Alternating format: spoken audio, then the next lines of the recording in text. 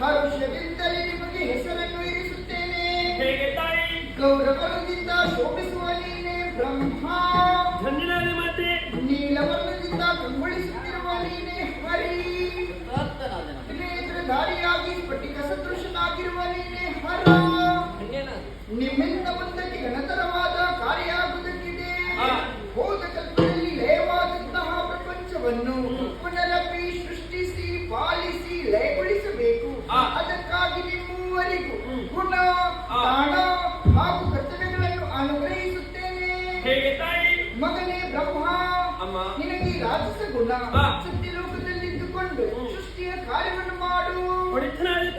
ಹರಿ, ನಿನಗೆ ಸಾತ್ವಿಕ ಗುಣ ವೈಕುಂಠದಲ್ಲಿದ್ದುಕೊಂಡು ಪಾಲನಾ ಕಾರ್ಯವನ್ನು ಮಾಡು. ಹರ, ನಿನಗೆ ತಾಮಸ ಗುಣ ಕೈಲಾಸದಲ್ಲಿದ್ದುಕೊಂಡು ಲಯದ ಕಾರ್ಯವನ್ನು ಮಾಡು. ನಿಮಗೆ ಕೊಟ್ಟಂತಹ ಕಾರ್ಯವನ್ನು ನಿಷ್ಠೆಯಿಂದ ಶ್ರದ್ಧೆಯಿಂದ ಮಾಡುತ್ತಾ ಬನ್ನಿರಿ. ಮಾತೆ, ಕರುಣೆ ಎನ್ನುವಂತಹ ಕೊಟ್ಟಿರಲಿ ತೂಗಿ ಅಭಯ ಎನ್ನುವಂತಹ ಜೋಗುಳವನ್ನಾಡಿದವಳು ನೀನು. ಕೊಟ್ಟ ಕಾರ್ಯವನ್ನು ಮಾಡುವಲ್ಲಿ ಕಷ್ಟ ಒದಗಿ ಬಂದರೆ ಏನು ಮಾಡುವುದು? ಕಷ್ಟ